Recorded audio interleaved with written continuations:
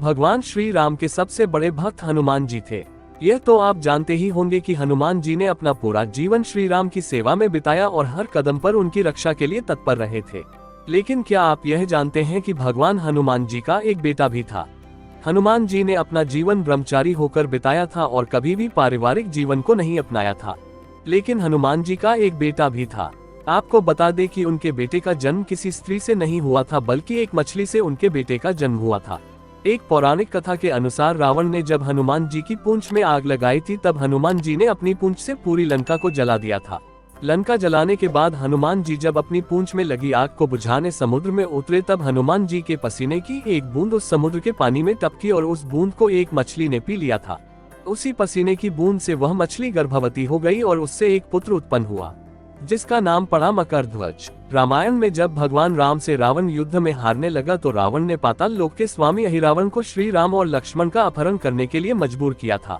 आपको बता दें कि अहिरावण एक मायावी राक्षस राजा था। उसने हनुमान का रूप धारण करके श्री राम और लक्ष्मण का अपहरण किया और फिर उन्हें पाताल लोक ले गया था। जब सबको इस बात का पता चला, तो भगवान राम के शिविर में हाहाकार मच गया और उनकी खोज होने करना सबने शुरू कर दी थी। हनुमान जी फिर श्री राम और लक्ष्मण को ढूंढते हुए पाताल में जाने लगे। आपको बता दें कि जब हनुमान जी पाताल लोक पहुंचे, तो उन्होंने देखा कि वहां 7 द्वार थे और हर द्वार पर एक पहरेदार था। सभी पहरेदारों को हनुमान जी ने हरा दिया, लेकिन अंतिम द्वार पर उन्हीं के समान बलशाली एक वानर पहरा दे रहा था। वह वानर दिखने में एकदम हनुमान जैसा लग रहा था। यह देखकर हनुमान जी को आश्चर्य हुआ।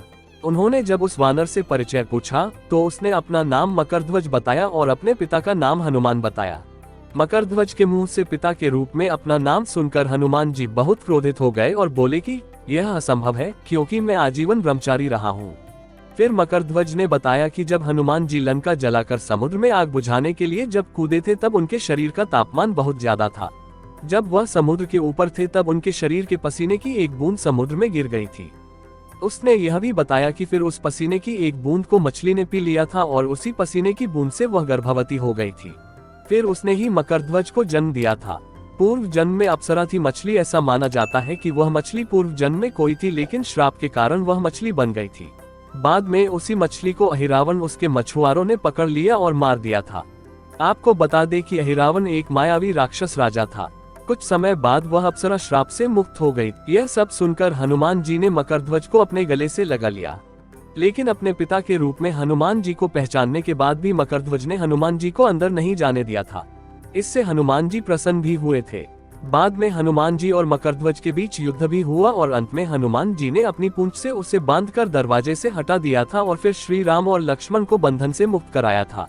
बाद में भगवान श्री राम ने ही मकरध्वज को ही पाताल का नया राजा घोषित किया था।